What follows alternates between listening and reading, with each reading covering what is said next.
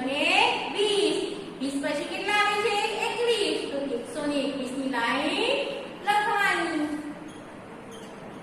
121 હવે 121 પછી આપણે જે એટલે બોલીએ છીએ 122 એમ 100 આગળ લઈને બોલવાના 122 123 124 125 126 127 128 129 130 પછી કેટલા આવે તમને બધાને ખબર છે કેટલા આવે છે 31 તો કેટલા લખવાના 131 લખવાના કેટલા લખવાના 131 31 ની લાઈન પણ આપણને બધાને આવડી છે, પરંતુ આપણે શું લગાડવાનું છે અંદર 100, 131, 132, 133, 134, 135, 136, 137, 138, 139 અને 140 અને 40 પછી આવે છે 141. એ પણ આપણને આવડે છે 141, 142, 143, 144, 145, 146, 147, 148, 149, 150. બરોબર. 150 પછી આવે છે આપણે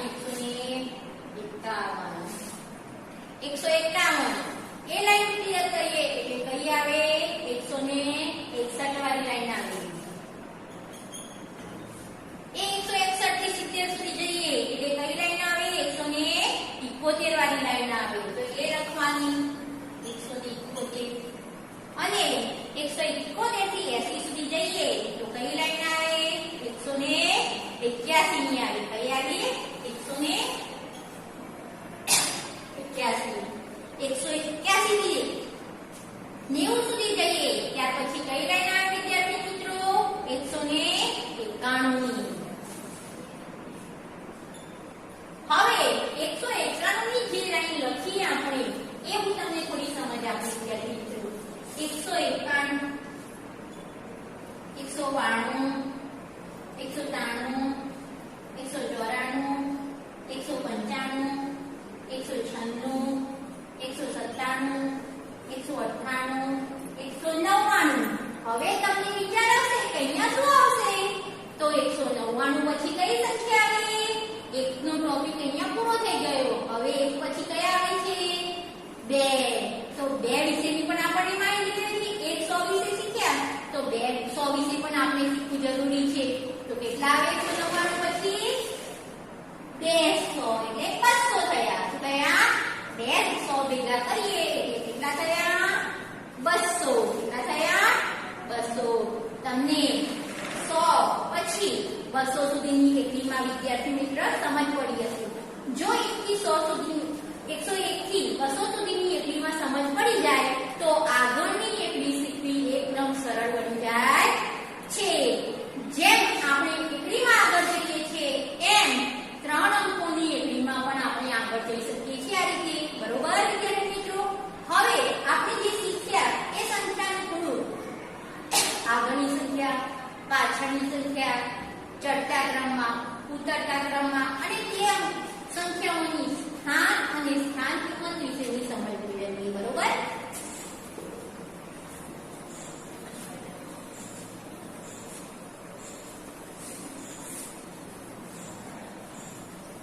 સૌથી પહેલા આપણે જે અંકો છે એને શબ્દોમાં લખતા શીખીએ.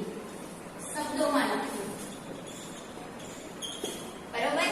તો અહીંયા મેં લખેલ છે 132. તો આ રીતે આપણને અંક આપ્યો હોય તો આપણે સ્વાધ્યાય પોથી અને પરીક્ષામાં પણ આ રીતે પૂછાય છે કે જે અંકો આપે છે તેને શબ્દોમાં લખો. તો એને કઈ રીતે લખાય? એક છે કે 100 અને 32. તો લખવાનું 132. એ રીતે અહીંયા લખે છે 100 ને કેટલા લખે છે 156. કેટલા લખે છે 156. તો એને પણ આપણે કેમાં લખવાના છે? શબ્દોમાં લખવાના છે. તો એને લખવા હોય શબ્દોમાં તો આ રીતે લખી શકાય 156. બરોબર. હવે અંકોમાં લખો. આપણને કોઈ પણ એકડીમાં શબ્દોમાં લખેલી હોય તો એને અંકોમાં પણ લખવી જરૂરી છે. આપણે એ પણ શીખવું જરૂરી છે. બરોબર ને? તો અહીંયા લખ્યા છે 124. 124 લખ્યા છે. તો 124 લખ્યા છે તો આપણે એને અંકોમાં લખવા જરૂરી છે.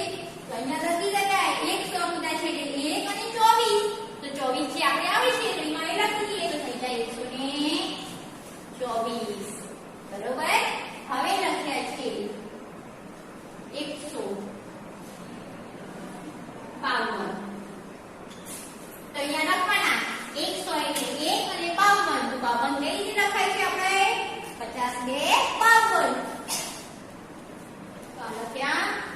બરોબર. હવે આપણે જોઈએ કે આગળની અને પાછળની સંખ્યા. બરોબર. હવે મેં લખ્યા 128. તો 148 પછી શું આવે છે? પાછળની ખાલી જગ્યા છે તો 148 પછી કેટલા આવે વિદ્યાર્થી મિત્રો? 149. તો અહીંયા આપણે ખાલી જગ્યામાં લખી શકીએ કે 149.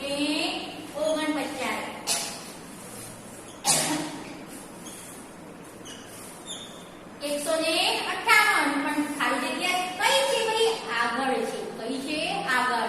એટલે 158 ની ઉપરની જે સંખ્યા આપી છે એકડીમાં તે લખવાની. તો કઈ આવે? 58 પહેલા તમને લોકોને ખબર છે કે શું આવે? 57. પણ આપણે અહીંયા કઈ લાઈન છે? 100 ની 100. તો કેવા લખવાના? 157 લખવાના. અહીંયા લખી શકાય 157. બરોબર વિદ્યાર્થી મિત્રો. હવે આપણે શીખવાનું છે તે અંકોની સ્થાન અને સ્થાન કિંમત.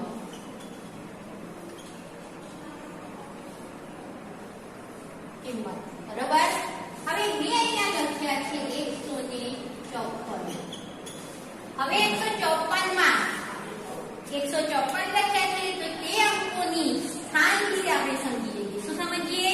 સ્થાન વિશે. તો સ્થાન વિશે તો અહીંયા પહેલો જે અંક છે 4. કેવો છે? 4. અને એના પછી છે 5 અને છે 1. બરોબર. પણ આપણે સ્થાન વિશે શીખીએ તો 4, 5 અને 1 અહીંયા લખ્યું. તો 4 નું સ્થાન કયું છે ભાઈ? 4 નું સ્થાન છે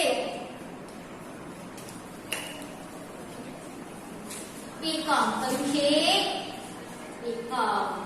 5 કયા સ્થાનમાં છે? આપણે બધા શીખી ગયા હતા. શીખ્યા ને બધા બે સંખ્યાઓ વાળામાં? તો કયું છે એકમ પછી? દશક. હવે આપણે આ બધી વસ્તુ શીખી ગયા છીએ અત્યાર સુધી. પરંતુ જે ત્રીજો અંક આવે છે 3 એકડીમાં તો તે કયા સ્થાન ઉપર છે? આપણે બધા જોઈએ છીએ કયા સ્થાન ઉપર છે? 100 ના સ્થાન ઉપર. તેના સ્થાન ઉપર છે 100 ના સ્થાન ઉપર. તો એકમ, દશક અને 100. આ વસ્તુ આજે આપણે નવી શીખીએ છીએ. બરોબર. હવે આ કયું સ્થાન? એકમ, દશક અને 100. પણ એની સ્થાન કિંમત પણ આપણે જાણવી જરૂરી છે. જરૂરી છે ને? તો જરૂરી છે. તો હવે 4 ની જે સ્થાન કિંમત છે એ કઈ છે ભાઈ? 4 એ એકલો અંક હોવાથી ત્યાં એકમ છે. એટલે એકમ હોવાથી ત્યાં એકલો 4 છે. જ્યારે 5 કયા સ્થાન ઉપર છે? દશકના સ્થાન ઉપર છે. દશકના સ્થાન ઉપર હોય એટલે 10 ના સ્થાન ઉપર. તો એ સંખ્યા પાછળ શું મૂકવાનું ભાઈ? ગોળ રાઉન્ડ એટલે કે મીંડું આપણે કહીએ છીએ આપણી ગણિતની ભાષામાં. તો 5 દશકના સ્થાને હોવાથી તે 50 એની સ્થાન કિંમત થાય. હવે 1 એ કયા સ્થાન ઉપર છે ભાઈ? 100 ના સ્થાન ઉપર. તેના સ્થાન ઉપર? 100 ના સ્થાન ઉપર. 100 છે તેના પાછળ કેટલા અંકો છે? 2 અંકો છે. તો 2 કેટલા મૂકવાના? 2 મીંડા મૂકી દેવાના. આપણે એટલા 100 લખીએ છીએ આ રીતે. તો પાછળ 2 મીંડા હોય છે એ રીતે અહીંયા લખી દેવાનું. જે સંખ્યા છે તેની જે સંખ્યા લખવાની અને તેની પાછળ 2 મીંડા મૂકી દેવાના. 100 ના સ્થાન ઉપર કોઈ પણ અંક હોય તો એ અંક મૂકો અને 2 મીંડા મૂકી દેવા. અહીંયા 100. બરોબર વિદ્યાર્થી મિત્રો. આપણે શું શીખ્યા? 100 પછીની 200 સુધીની વસ્તુઓ આપણે અહીંયા આજે શીખી ગયા. બરોબર.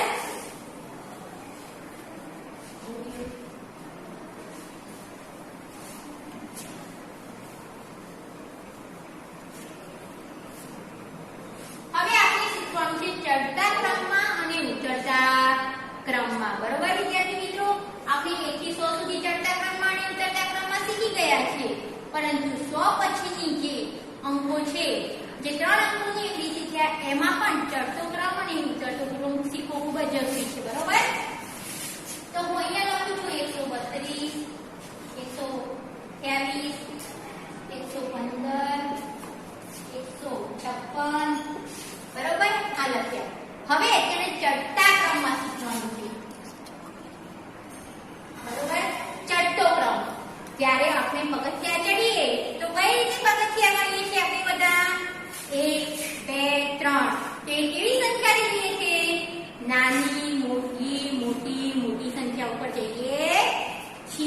બરોબર વિદ્યાર્થી મિત્રો? તો હવે આપણે આમાં નાની સંખ્યા કઈ છે એ શોધવાની. આપણે એકડીમાં કઈ આવી? 132, 128, 115, 156. તો કઈ આવી? 115. તો પહેલી ચડતામાં આવે 115. ત્યાર પછી કઈ આવી છે એકડીમાં? 128 આવી. તો અહીંયા લખવાના 128. ત્યાર પછી કઈ આવે? 132. અને પછી છેલ્લી જે બાકી રહી છે 156. આ થયો ચડતો ક્રમ. ત્યાર પછી શું આવે? ઉતરતા ક્રમમાં પણ શીખવી જરૂરી છે. ઉતરતો ક્રમ જ્યારે આપણે સીડી ઉતારીએ, બરોબર ઉતરીએ છીએ ને, તો આપણે ઊંધી એકડી પ્રમાણે શીખીએ છીએ. તો ઊંધી એકડીમાં શું આવે? પહેલા કેવી સંખ્યા આવે? નાની કે મોટી? હા, મોટી આવે. કેવી આવે? મોટી આવે. તો જ્યારે પણ આપણે ઉતરતા ક્રમમાં કરીએ તો આમાંથી જે સંખ્યા મોટી છે તો કઈ સંખ્યા છે? એ કઈ સંખ્યા છે મોટી? 156. તો આ 156 પૂરા થઈ ગયા. હવે કઈ છે મોટી આ ત્રણમાં? તો આ ત્રણમાં મોટી સંખ્યા છે 132. ત્યાર પછી કઈ છે મોટી? 132. ત્યાર પછી છે 128. અને ત્યાર પછી છે 115. બરોબર વિદ્યાર્થી મિત્રો? તો આ થયો ઉતરતો ક્રમ. બરોબર વિદ્યાર્થી મિત્રો? ઉતરતા ક્રમમાં. તો હવે આપણે આજે 1 થી 100 સુધીની પછીની એકડી શીખ્યા. એમાં અંકોની સ્થાન કિંમત, ચડતા ક્રમમાં, ઉતરતા ક્રમમાં આ બધું જ શીખી ગયા. હવે વિદ્યાર્થી મિત્રો તમારે શું કરવાનું છે? ગૃહકાર્યમાં 101 થી 200 સુધીની એકડી અંકો અને શબ્દોમાં લખવાની રહેશે. બધા વિદ્યાર્થીઓ ઘરે આ હોમવર્ક કરી અને મને મોકલવું.